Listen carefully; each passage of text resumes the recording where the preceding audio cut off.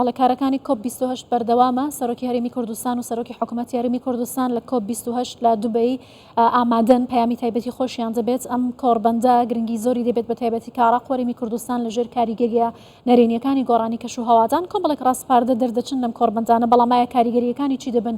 هەرێمی کوردستان دەتوانێت چ ڕۆڵێک بگێڕێت و هەروەها تا ئێستا توانراوە چی بکرێت بۆ ڕووبەڕووبوونەوەی ئەم بابەتانە لە ڕووی ژینگەیەوە، هەروەها ئاسایشی ژینگەی. لەگەڵ میوانەکەم لەم بارەوە قسە دەکەم بەڕێز دکتۆر هێمن عەبدولخالق ئەحمەد، شارەزای بواری ژینگە لە سەدوێ لەگەڵما. دکتۆر زۆر بەخێر بێ. پرسی گۆڕانی کەشوهەوا یەکێک لەو بابەتانەیە کە لە ئاستی جیهانیدا ڕۆژەفێکی گەرمە ئێستا زۆربەی وڵاتان ڕوبەڕووی ئەم بابەت و مەترسیانە بوونەتەوە. عێراق و هەرێمی کوردستان لەکوێی کاریگەریە نەرێنیەکانی گۆڕانی کەشوهەوادا؟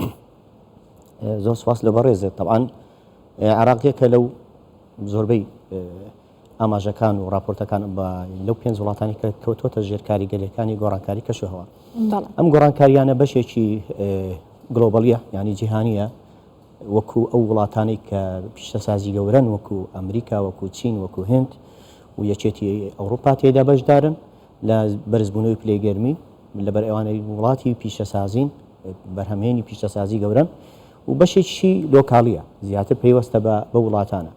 ئەو گۆڕانکاریانێکەوە زیاتر کاریگەری هەبووە لەسەر ناوچەکەی ئێمە، زیاتر لە گۆڕانکاریەکانی کەش و هەوایە، گۆڕانی ڕێژەی بارانبارینە، دابەشبوونی بارانبارینە، بەرزبوونەوەی پلەکانی گەرمایە، کەمبوونەوەی سەرچاوە ئاویەکانە، سوێری خاکە، پیسبوونی ژینگەی هەوایە. ئەمانە زیاتر لۆکاڵین. هەندێکی بەشێکیشی کە بەرزبوونەوەی پلەی گەرمی جیهانە، ئەمایان لە ڕووی جیهانیەوە زیاتر ئەم وڵاتانە تێدا بەرپرسن کە وڵاتی پیشەسازی گەورەن کە سەبەبی بەرزبوونەوەی پلەکانی گەرمان و توانەوەی بەستەڵۆکەکان و ئاگرکەوتنەوەی دارستانەکان لەسەر ئاستی جیهانی. جا هەر یەک لەم گۆڕانکاریانە ڕێشوێنی تایبەتی خۆی هەیە. لە عێراق هەرێمی کوردستانیش وەک بەشێکی عێراق بێگومان بە دوور نییە لەو گۆڕانکاریانە، بەڵام سەرچاوەی چاکبوونی ژینگەشە لە هەمان کاتدا لە باشە.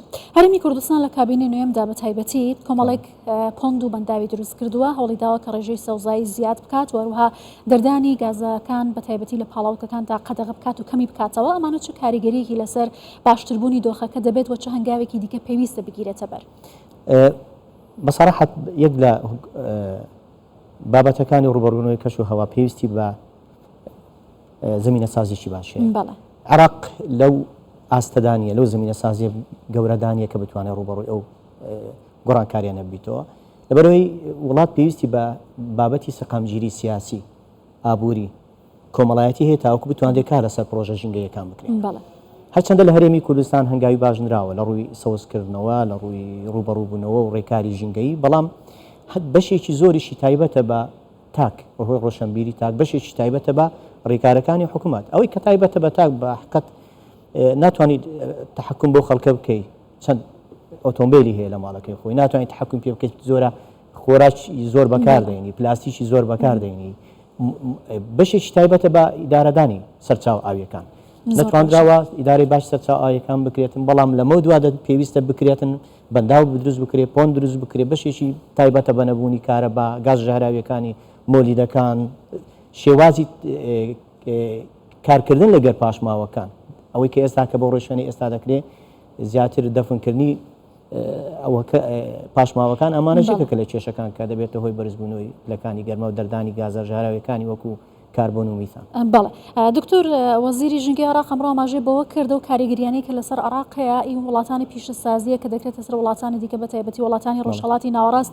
بۆچی ئەم وڵاتانە تا ئێستا هەنگاوی جدیان بۆ ڕوبەڕووبوونەوەی ئەم بابەتە نەگرتووەتە بەر بە تایبەتی چین، ئەمریکا، وڵاتانی دیکەی گەورەی پیشەسازی کە زۆرترین مەترسیەکان لە ڕێگەی ئەوانەوە لەسەر کەشوهەوا گۆڕانەکانی هەیە؟ بێگومان بەشێکی ئەو گۆڕانکاریانە جیهانین خۆی دەبێ عێراقەوە پیشاندا تاوەکو بتوانێت بەشێک لەو سندوقی هاوکاریە دامی پارەکە وەربگری لە بۆ عێراق تاوەکو هاوکاری بکرێت لە بۆ ڕوبەڕوونەوەی کەشوهەوا. بەڵام بەشێکی علاقی بە تایبەتە بە پەیوەندی بە ئەوە هەیە کە عێراق خۆی ناتوانێت ڕوبەڕووی ئەو کێشانە بیتەوە. ئەوە جیهانی نییە کە تۆ نەتوانی ئیدارەی ئاودێری بکەیت، ئەوەی جیهانی نییە کە تۆ ڕێژەی ئۆتۆمبیل و مۆلیدە و کارگەکانت بەناڕێکی ئیش دەکەن لە عێراق. ئەمە جیهانی نییە کە تۆ بەرهەمێکی یەکجا زۆری پلاستیک دەینی لە وڵاتە بەناڕێکی پیسبوونی هەوای عێراق پەیوەندی نییە بە وڵاتە پیشەسازی گەورەکان. ئەوە ئێستا زۆربەی دەبنە هۆکاری بەرزبوونەوەی پلەی گەرمی، بەڵام نابنە هۆکاری پیسبوونی ژینگەی هەوا، ژینگەی خاک، ژینگەی ئاوی عێراق. بەڵێ بەشێکی جیهانی، بەڵام بەشێکی گرنگشی ئیدارە نەدانی ژینگەیە لەلایەن خودی وڵات لەلایەن خودی عراق.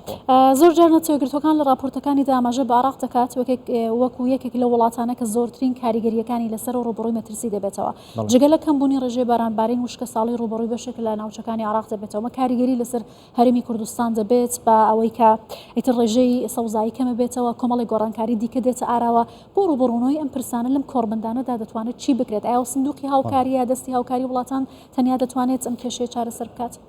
بەحقیقەت ئەو پاڵپشتێدارانەیەکەوە لەگیرێ لە سندوقی هاوکاری ژینگەی پێویستە هەرێمی کوردستان پشتێکی فعالی بەرکەوێت لەبەرەوەی هەرێمی کوردستان بەشدارە لە چی ئێمە سەرچاوی ئاوی عراقین ئێمە سەرچاوی امتصاصکردنی کاربۆنی لەوە عراق کە زۆربەی دارستانەکان دەکەوتە هەرێمی کوردستان ئەرزیەتێکی گونجاو هەیە لە بۆ پەرەپێدانی ژینگە پێویستە هەموو ئەو لایەنەکەوە بەشدارن لەو کۆڕباندا لە دەستگا حکومیەکان لە ڕێکخراوەکان ئەوەیان بیر نەچێت کە پێویستە کار لەسەر بابەتی ئیدارەدانی ئاوی هەرێمی کوردستان بکرێت کار لەسەر بابەتی کڕینەوەی کاربۆن بکرێت لە هەرێمی کوردستان کە ئەمانە ئەرزیەتێکی گونجاوی هەیە کار لەسەر بەکارهێنانی وزەی پاک بکرێتن لە هێزی باە لە سۆلەر سیستەمە بابەتی تیشتی خۆرە سوودی لێ ببیندرێتن و کار لەسەر ئەوە بکرێت کە ئەو پرۆژانێکەوە دەبنە زیان بەخشین بە عێراق و بە هەرێمی کوردستان وەکو معالەجەکردنی نوفایاتە وەکو بابەتی ئاوی پیسە ئەمانە کەتێک کە ڕووبارەکان دەبێتەوە ئەمانە هەمووی پێویستە کاری لەسەر بکرێت و بە پشتی هەرێمی کوردستان لەو سندوقا